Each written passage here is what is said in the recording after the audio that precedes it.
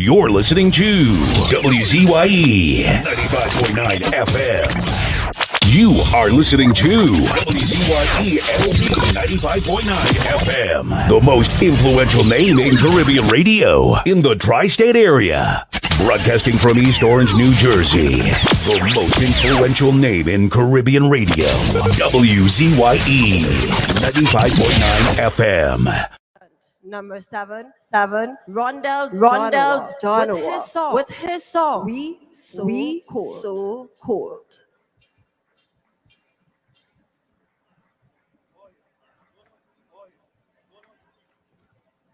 Why they so far?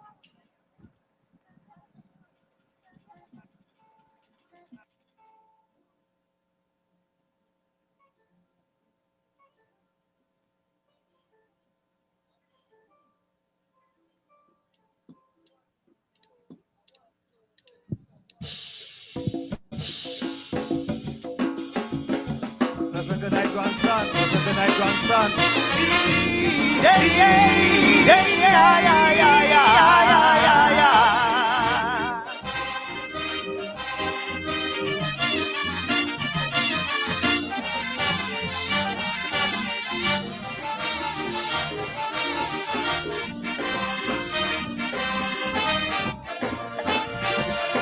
We living in the tropics. We living in the tropics. There's no doubt about it. There's no doubt about it. Yeah, the temperature's soar. There are heat waves for sure. Days are hotter than before.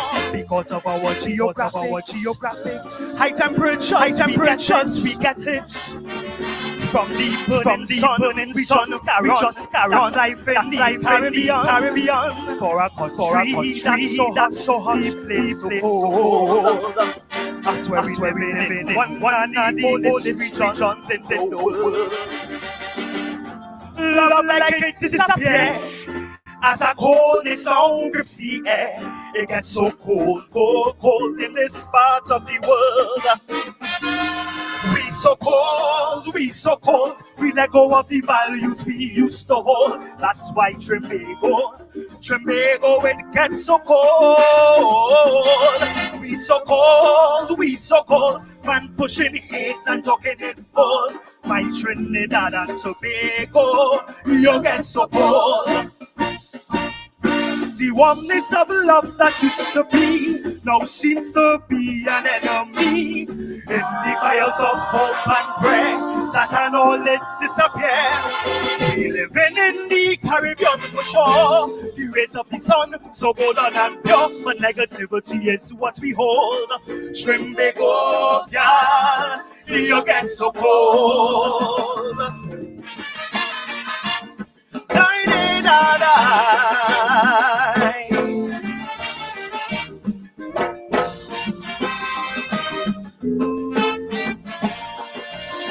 Because of our position, ID location, foreigners declare from everywhere they wish they were living here. The perfect destination for that dream vacation. Tourists run, see them come down, giving up the snow for the sun. In a vest and a shorts, boy, they come to breeze. Island life, their frustrations, they come to ease. But Mother Sokusaman calls, giving you and all shivers in the soul. As we watch it unfold, boy, we get so cold. We so cold, wrong things over right, that's what we uphold. That's why Trinbago, it got so cold. We so cold, as our lawlessness taking its toll. My Trinidad and Tobago, you get so cold. The warmness of peace that used to be now seems to be an enemy. In the fires of hope and prayer, that and all it disappear. We living in the Caribbean for sure. The rays of the sun so golden and pure, but jealousy is what we hold. Trinbago, God, you get so cold.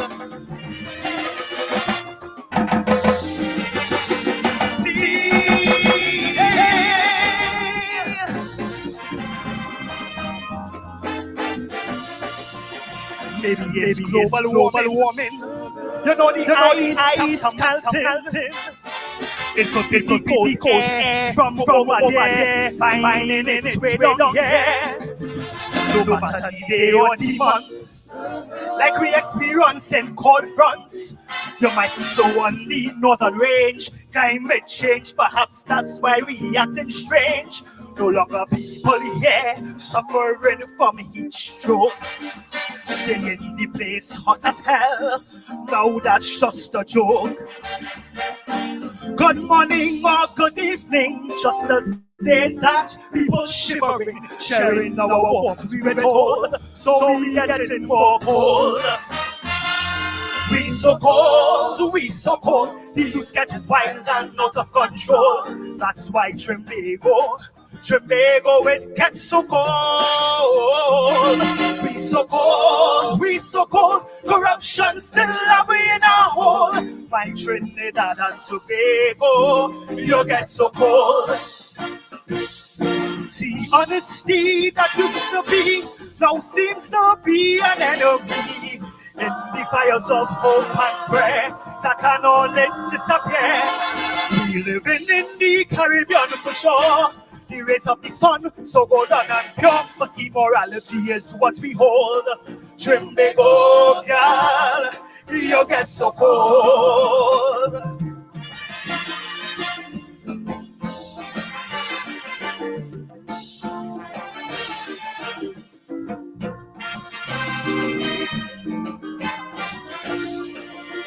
I really love that feeling, that warm, tingly feeling.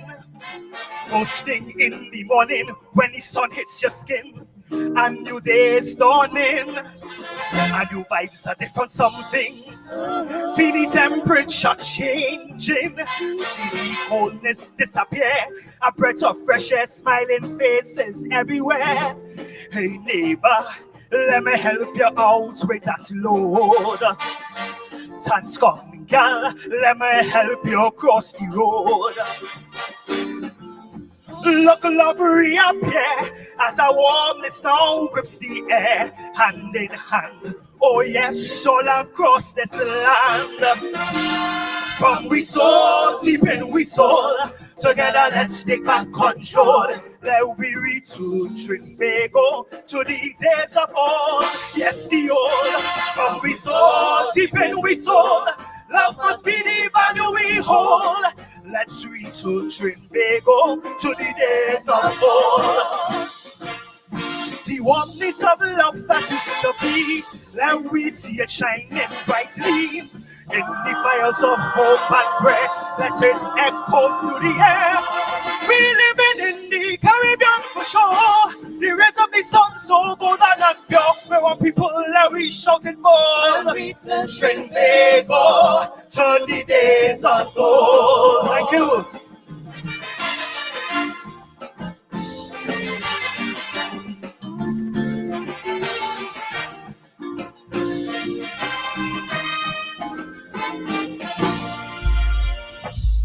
Truer words were never spoken. The less you associate with some people, the more your life will improve.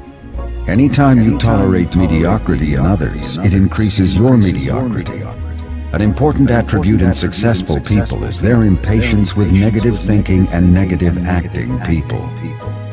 As you grow, your associates will change. Some of your friends will not want you to go on. They will want you to stay where they are.